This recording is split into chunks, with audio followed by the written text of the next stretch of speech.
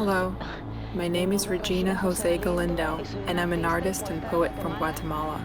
I'm here in Austria to recreate El Gran Retorno, this time in its European version.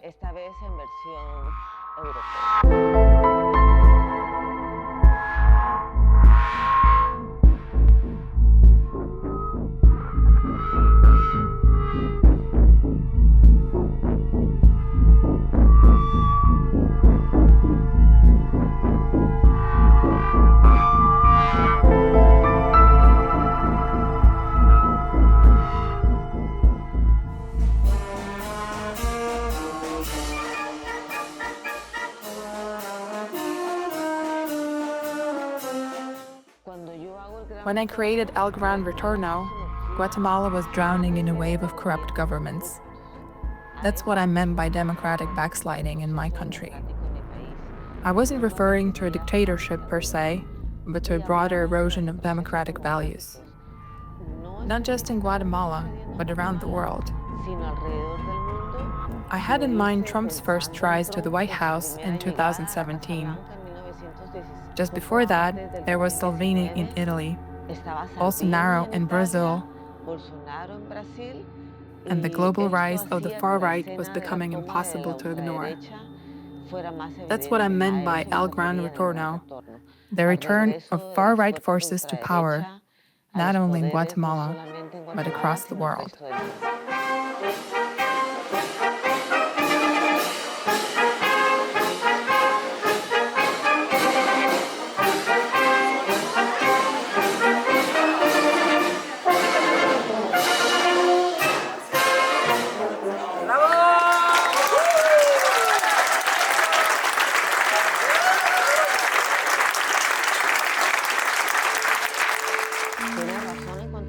You're right.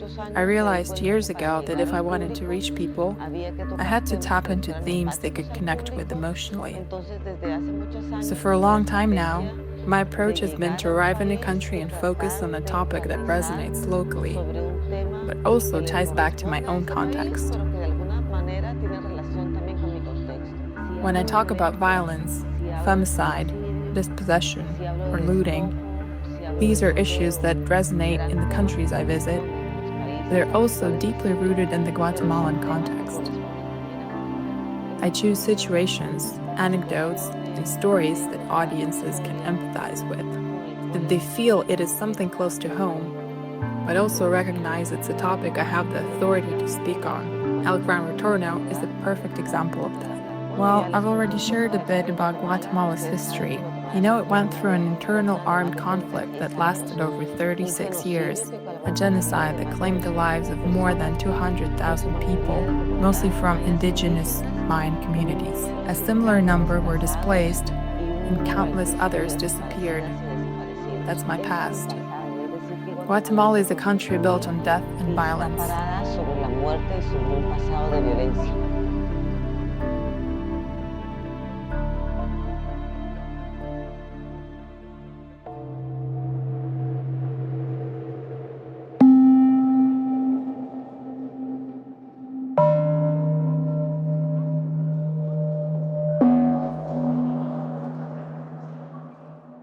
But that history isn't exclusive to Latin America.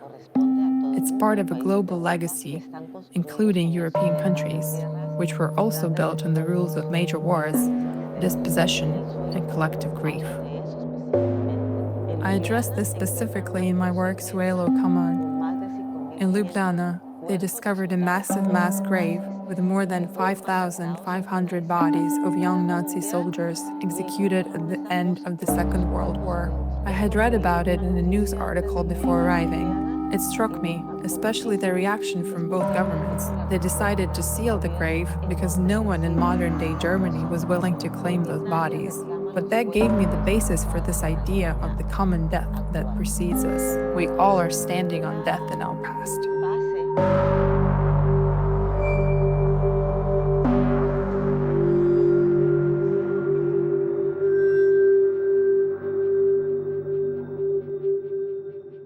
In 2017, at Documenta 14 in Kassel, I created a piece called El Objetivo, where I worked with 4 G36 rifles and did some digging into their history. These German-made weapons were linked to the execution and disappearance of the Ayotzinapa students.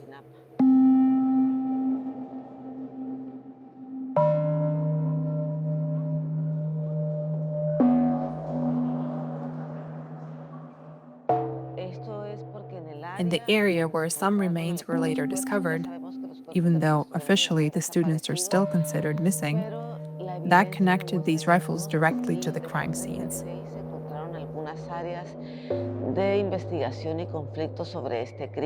How do I work? Sometimes I rely on private investigations, like I did with El Objetivo at Documenta 14. I reached out to a journalist in Guatemala, Angel Sass, who conducted in-depth research for me. Together we uncovered that some of these G36 rifles were illegally trafficked from Germany to Mexico. And through the same drug trafficking networks, they likely made their way into Guatemala, where similar crimes were also committed using these weapons.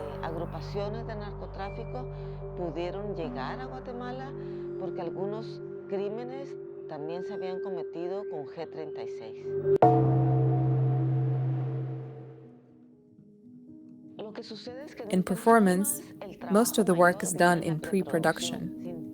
Without all that prior preparation, the performance wouldn't exist. For Quien Puede Borrar las Huellas, I did investigative work in Guatemala of various blood banks, and eventually found one near the National Hospital.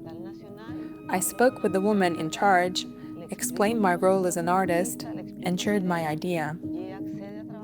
She agreed to collaborate with me.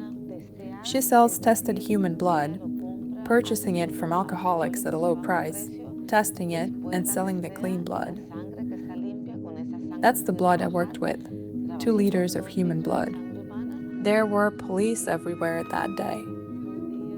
It was a historic moment in the country because Reyes Mond had just announced his presidential run and warned that his forces would defend that decision. And just like he promised, on what we now call Black Thursday, a wave of organized criminal groups hit the streets, masked, to support his candidacy.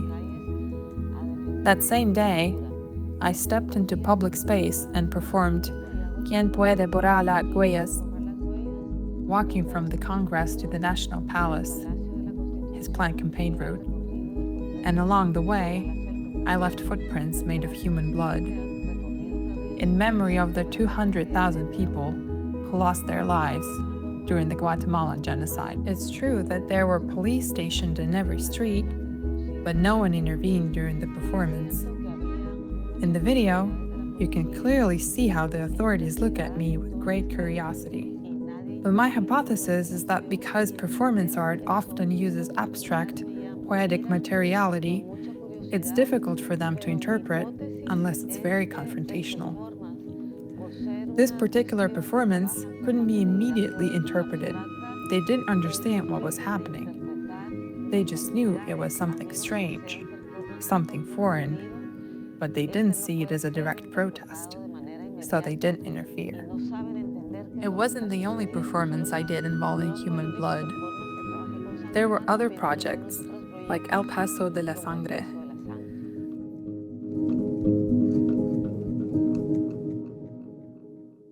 For America's Family Prison in 2008, I created a piece that denounced the first privatized prisons for Central American migrants in the United States. This was happening in the early 200s, marking the beginning of the private prison system that exists today for migrants. For this project, we rented a cell from one of these prisons, transported it from Oklahoma to Texas, and set it up at the Art Pace, San Antonio. This was made possible through a collaboration with Riley, who was my curator that year and made the crucial contact. As a Guatemalan migrant, I wouldn't have been able to reach out to far-right businessmen who owned these prison-like facilities. So the contract and negotiations were handled by an American, who at that point became a trusted entity. When he negotiated with the prison owner, he offered an unusual deal to turn Art Pace into a showroom for the cell. Potential clients from the nearby regions would come, view the cell, and see it on display for 2 months. The performance we staged involved a family inhabiting that small, family-sized cell for 36 hours. What performance has in its core is that it is the medium that comes closest to life. It's not life itself, but it mirrors life in that not everything can be scripted, not everything can be measured. You can't control how the audience will react, just like you can't control everything in life. Often, the impact of a piece is measured over time, and that timeline doesn't belong to the artist. Sometimes, a work resonates only after the artist is gone. In other words, the artist creates the piece and hands it over to time, letting time decide what it becomes.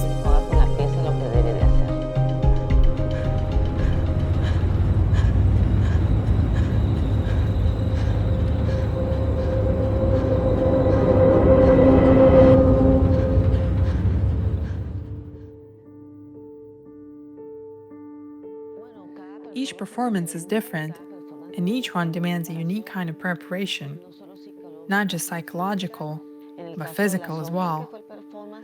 Take La Sombra, the second performance I prepared for Documenta in Kassel in 2017. It came with several challenges and required a variety of preparations. Obviously, the hardest part was getting a real tank. Yeah, a real German Cold War tank. We got a Leopard. The performance involved the Leopard tank chasing me for hours while I ran, with no way to escape.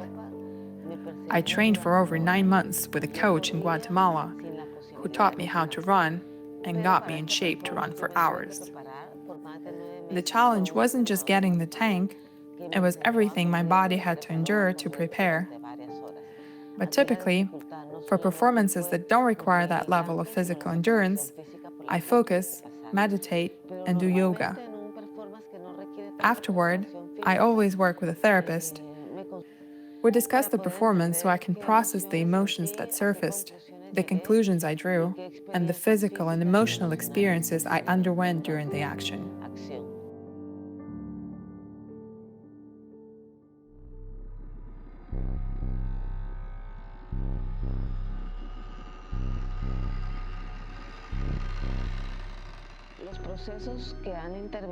The pieces that involved medical intervention have probably been the hardest on my body. Take Hymenoplastia, an older piece of 2004 that earned me the Golden Lion in Venice Biennale in 2005. It involved reconstructing the hymen on my own body. It was meant to denounce medical practices in Guatemala, Mexico, and the US, performed to restore virginity, so women could get married, or in some Guatemalan cases, so trafficked girls could be resold as virgins. These interventions require more mental preparation than physical, because my body is about to undergo a medical procedure that's intentionally painful and violating. What I've learned over the years is that these processes are tough, and I'm not the same person at 50 that I was at 25 or 26. Now, I think twice before doing a piece where a doctor has to physically intervene with my body.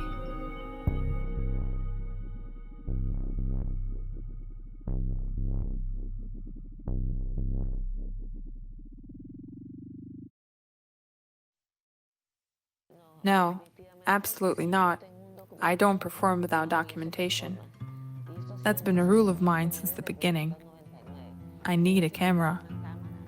It's a decision I made from my very first performance that I made in 1999, a lesson I learned from Anibal Lopez, a very important Guatemalan artist, and a great colleague who passed away in 2014. Why? Because I understand that performance in front of an audience, that is the piece. But documentation allows me to introduce the work into the art system. You have to understand, I'm an artist from the third world. I'm Guatemalan. My dream has always been to reach out to the international art scene, and that would only be possible through proper documentation. And why not dream? From the start, I dreamed that my work would become part of Guatemala's history and the broader history of art. For that, I need to document everything I did perfectly.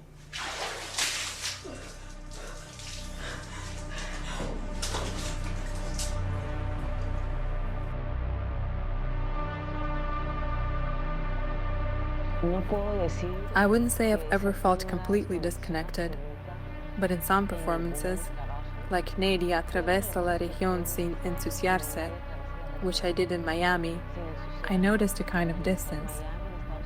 That piece focused on the suffering and hardship migrants endure on their journey to the US.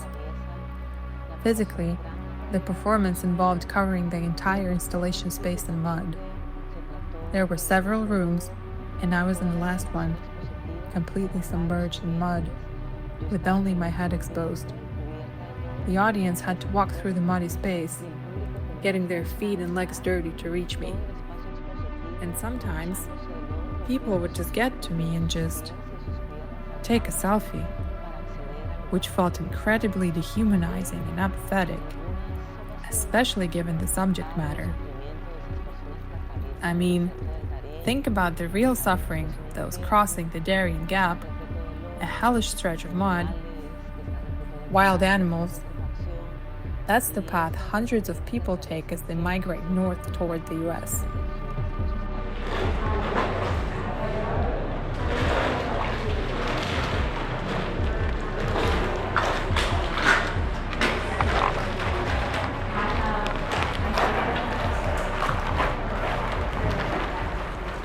Other performances have been the opposite, where I felt a deep, immediate connection. Like in Presencia, a piece I created for Documenta in 2017 and performed in Guatemala. I wore the dresses of 13 women who had been murdered, with their cases still unresolved. Their families had lent me the dresses, one for each woman. The performance lasted 2 hours. I wore the dresses and handed out flyers that told each woman's story. The emotional response from the audience was overwhelming. There was one moment I never saw coming. I didn't set out to act as a medium, but during Presencia, that's exactly what happened. One day, I was wearing Patricia's dress. Her daughter came up to me and started talking to me as if I were her mother. She kissed me, told me she missed me, and the strangest part is, I responded, as if I were her mother. I didn't plan it, I just let the emotion carry me.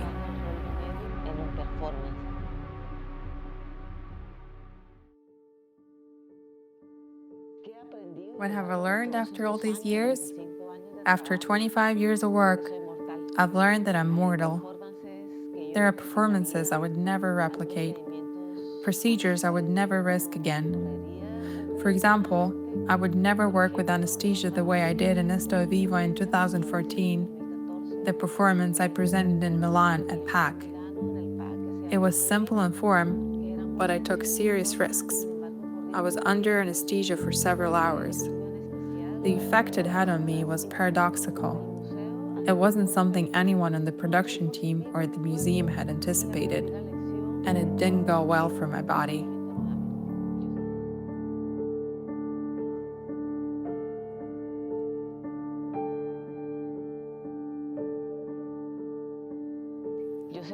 When my daughter was born, I felt a kind of renewal, a new life force. She became my reason to keep going. She's 18 now, and she's still the driving force behind my work and my belief in the future. Especially now, in these times when the far right is making a triumphant return to the global political stage, and we're facing completely surreal scenarios. We never imagined this could happen in places like Germany or Austria, but here we are. So what's left of humanity? That's the moment to gather strength, to find courage, to double down on our ethical principles, on what has motivated us throughout our lives, and to adopt a position of resistance and resilience, one even stronger than in previous years or generations. What motivates me to keep fighting? The part of humanity that still believes it's possible to live in freedom, believes in democracy, believes in the fight for more just and equitable societies. The more conflict there is, the more right-wing powers rise, the more determined we must be to resist, to keep going. And art is a field of resistance. That's why I use my art to push back against political measures of repression and silencing.